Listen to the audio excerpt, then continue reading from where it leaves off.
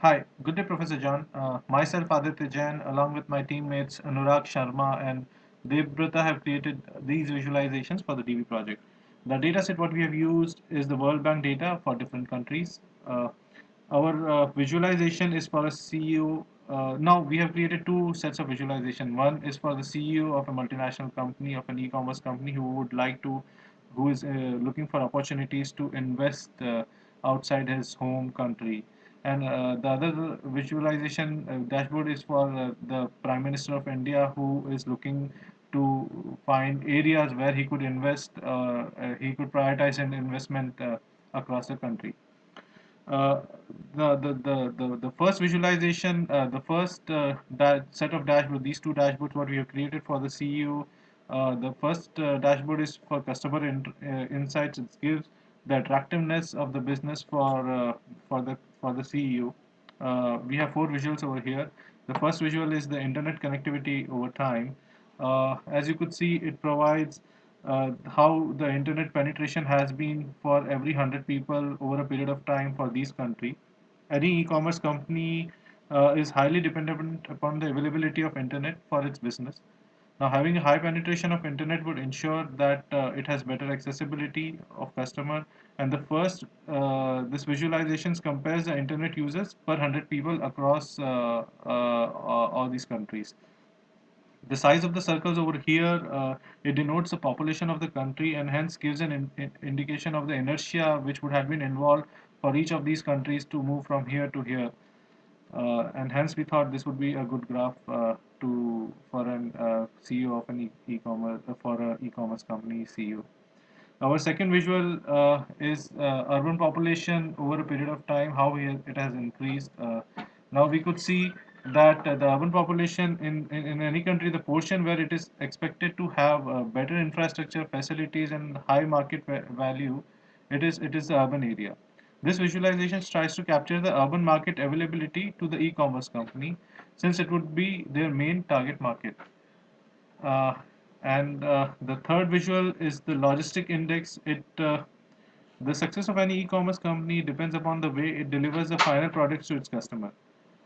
For this, one of the very important parameter is the last mile connectivity, and this graph over indicates here gives a score between 0 to 5 and indicates what has been the logistic index for each of these country. Higher the index, the better it is the better is the logistical connectivity of that country. Uh, so this would provide that information over here. Now, the fourth visual what we have over here is the mobile subscription base. It has two different parameters: the mobile cellular subscription per 100% for each country, and then the actual amount of total number of mobile cellular subscribers. Now, for the developed countries, as you could see, per 100%, the mobile subscription base is highest for Russia and South Africa, Brazil over here. But then when you see the actual amount of mobile cellular subscriber, you see China and India, because of their huge population, it scores high over there. So they could be a very attractive market for any e-commerce company. The reason being their high mobile subscription base, as nowadays most of the e-commerce business is also done over your mobiles via apps. So this would be a very attractive market for them. Our second dashboard for the CEO provides the operational insights. It provides what is the ease of business in doing ease of business for that specific country. The first dashboard over the first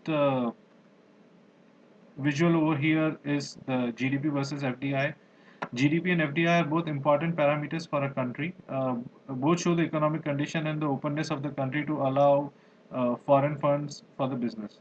In this visualization, GDP is shown with the gradient color over here, and the FDIs are the big red circles. So as you can see that since China attracts the maximum FDI in the world, it has got the biggest red circle over here, and hence you could see how the other countries are also doing with respect to each other. The higher, bigger the red circle, bigger is the FDI that nation is getting. The second visual what we have is the purchasing power parity. GDP is purchasing power parity. GDP PPP is an important economic indicator as it takes the cost of living into account and used to measure the quality of life in a country. High PPP indicates better lifestyles. Countries having more GDP PPP are a good prospect for any new business venture, be it any e-commerce company or any other investment company. Different color lines show here GDP PVP of different countries over time. Now, as you could see here, China, USA, India are one among the highest GDP PVP over a period of time. Uh, and this is how they are doing over a period of time, as you could see. Then we have this third visualization as ease of doing business. This gives the ranking of ease of doing business in any specific country. Now, for the countries what we have considered, we could see the South Korea has the most easiest law of doing business. So the countries have been ranked as per uh, the easiness of doing business in their respective areas.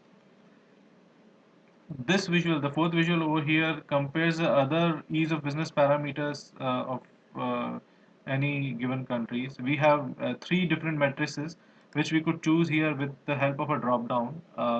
The metrics we would choose would showcase over here. So, for example, time required to start a business. When we click on that, it would give us how much time each country would, on an average, take for a business to start. As you could see, Brazil over here has the highest time required to start a business. China and India follow suit after that. Now we could change those matrices over here. We could, instead of time required to start a business, we could just click on start a procedure to register a business, and it would give us a ranking of those all those countries over here. Canada is stopping here with the number of days as only one, or the startup procedures as only one. And the third matrix we have over here is the labor force. And now, labor force is also an important parameter as to how the amount of labor force would indicate the human resources available for any company to start and maintain its business operations. Here we could see China and India are amongst the top business uh, top countries having most number of labor forces. So these are the two visuals we had for the first part of the project, and these were for the CEO of a company. Our second part of the project had analytical insights for a PMO, and these are the four visuals what we have for that. So as you could see, uh, the first visual is the military expenditure by the different countries. Military expenditure is the amount of financial resources dedicated by a nation to raising and maintaining a military. As you could see, India. Now these all visuals are with specific to India, because the Indian Prime Minister would be looking at it, who has to make decisions in terms of allocating funds to various schemes based on the needs of the various sectors like education, infrastructure, sanitation, defense, etc. So the military expenditure by different countries, when we compare it with India, we could see that some of our neighbors like uh, Pakistan have high percentage of military expenditure as a percentage of GDP. Now this could be a cause of concern for India, and hence in the short term we could hike the military expenditure as a percentage of GDP, but in the long run, we could probably look at having higher GDP, so that even if the percentage remains constant, we would have higher amount to spend on the military expenditure. The second is health expectancy expenditure versus the life expectancy. Any country will have improved and stable economy if its population is healthy. Also, healthy population means less public spending on health in longer run. This visualization is basically a derived field. So uh, and it provides insight into public health expenditure as a percentage of GDP per 100 people by different government across country, and how it's improving life's expectancy. So this would be an important metrics for a PMO to consider. Our third metrics is trade versus industry output. as you could see how in this globalized world, to have better GDP growth than its peers, a country has to rely on its trade value. More number of trade requires more industrial, agricultural, and service export. This visualization showcases how industry output affects its trade over years for various countries, and where India stand in terms of industry output. Hence, this visualization would be required for a PMO. This is, as you could see, is a timeline graph.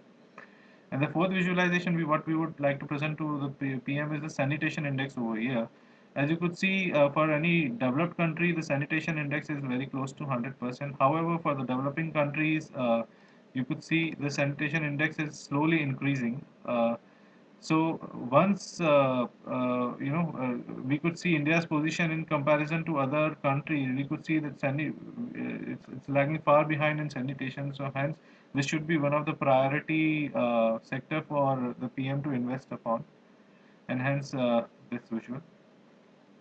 Now with this, we come to an end of our presentation.